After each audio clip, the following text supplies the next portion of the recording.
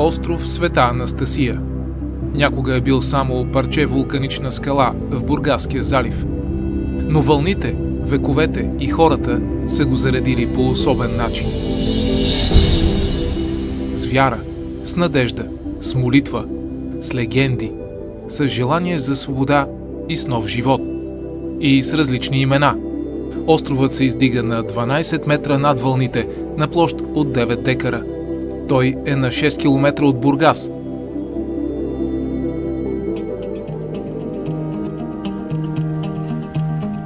Четвъртият по големина град в България. Град, където всяка година кацат над 2 милиона туристи и където живеят 230 хиляди души.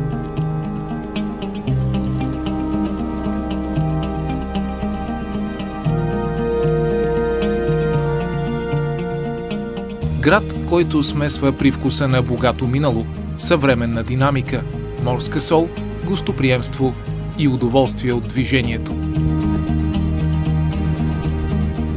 Бургас разказва за вяра, традиции, обичаи. Разказва за истории и съдби от преди векове, за наследеното от школите по гранчарство и стъклопис, за местни плетива и шевици, за уникални ритуали, за багри и светлосенки, за български икони от 14 до 19 век.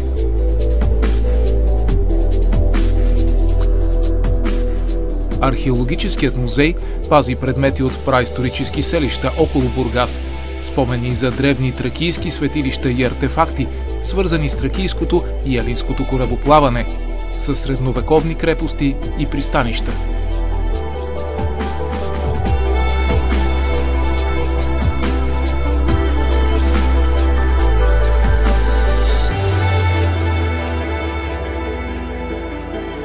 Природното богатство на бургаските влажни зони и Странджа планина е представено в Природонаучния музей.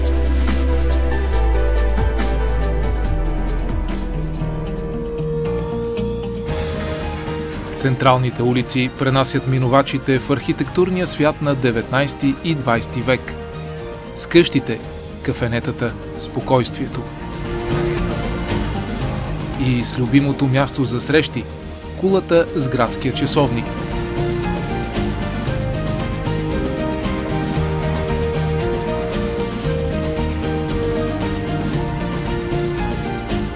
Усещането за море е навсякъде.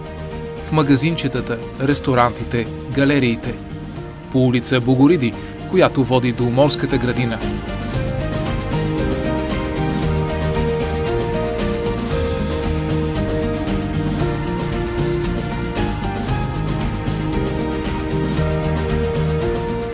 Място, създадено и култивирано преди повече от век. Място с особена притегателна сила за хора от всякакви националности и възрасти.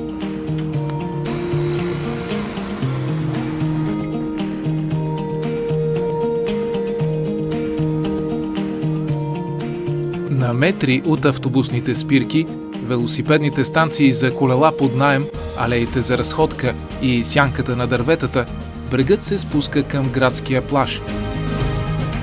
Тук досегът с морската вода е непосредствен, а пясъчната ивица предлага слънце, прохлада, игри, отдих.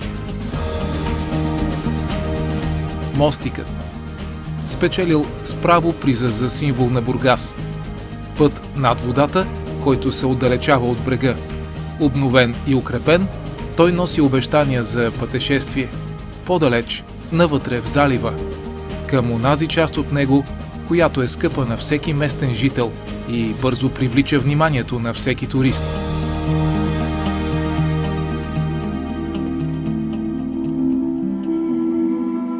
Островът.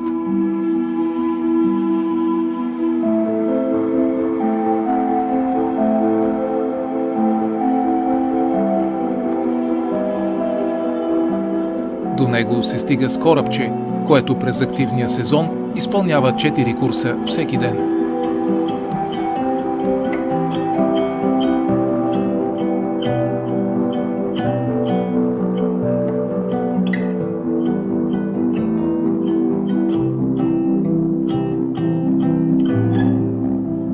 Нарекли са го Света Анастасия.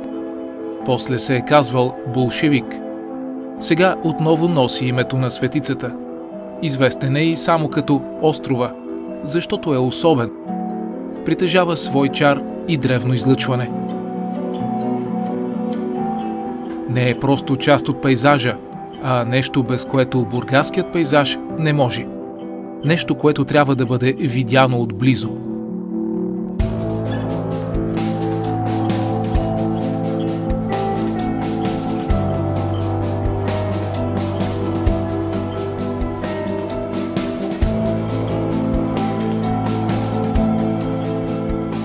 Здравата скала е вкопана в залива от незапомнени времена.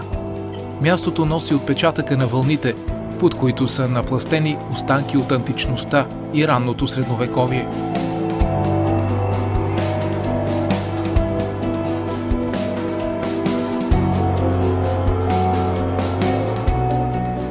От епохата на древногръцката колонизация и от римски времена. Света Анастасия е единствения български остров с църква Възкресение Господне. Тя е част от средновековен манастир, опожаряван и възстановяван на няколко пъти.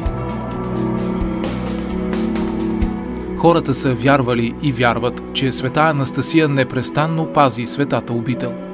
На гръцки наричат светицата и фармаколитрия, т.е. лечителка.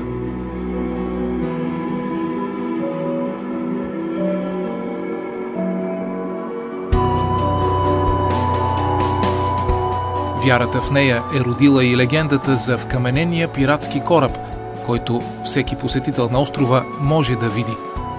Разказват, че тази скала се е появила през средновековието, когато кавказски пирати нападнали острова. Монасите от манастира помолили за помощ иконата на Света Анастасия и станало чудо. Корабът на нападателите, заедно с самите тях, се вкаменил. Той се превърнал в твърда скала, която и до днес пази малкия остров от силните вълни. Историческите данни за острова се смесват с разкази за заровено съкровище и тайни подземия. Тези истории са забулени в мистерия, но съвсем реална светлина над целия остров и водите край него хвърля фарът. През 1889 той е бил монтиран на 40-метров железен стълб от френска компания. През 1912 в северната част на Света Анастасия са положени основите на новия фар, който направлява корабите и до днес.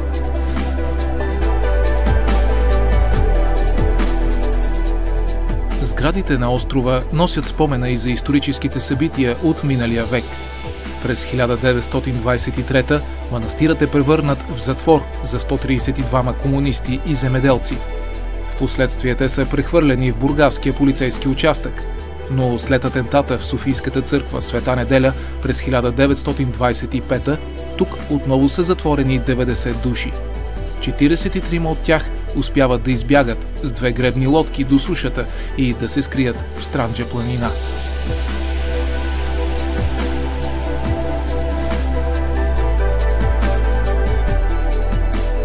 През 1945 година името на острова е променено. Политиката казва тежката си дума и го нарича Болшевик. Название, с което го помнят цели поколения.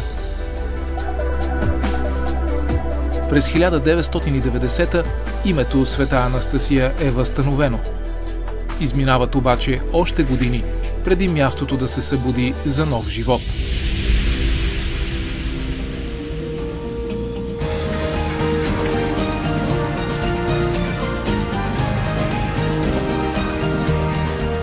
Днес остров Света Анастасия възкръсва за пореден път, запазил вярата, историята, приключението, поезията, усещането за познато и непознато. Островът вече е по-достъпен за жителите и гостите на Бургас и по-гостоприемен. Морската обител предлага интересни разходки, докосване до миналото, вкусни и здравословни рибни ястия, приготвени по бургаски рецепти, мед, напитки, билки биопродукти и козметика от традиционната лекарна. Островът предлага и онова, което все повече липсва на сушата – безвремие, съзерцание, почивка, потапяне в чистите води на залива, пречистване на сетивата.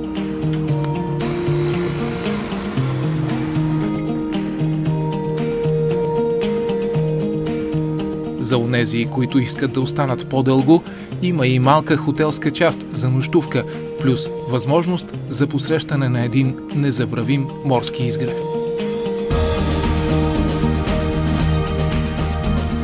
Островът е тук от незапомнени времена. Той неуморно разказва своите истории и легенди. При всяко посещение изглежда същия, но и по-различен. Това кара посетителите да си тръгнат с усещането, че непременно трябва да дойдат пак, за да открият още нещо, останало скрито при предишното плаване до Света Анастасия.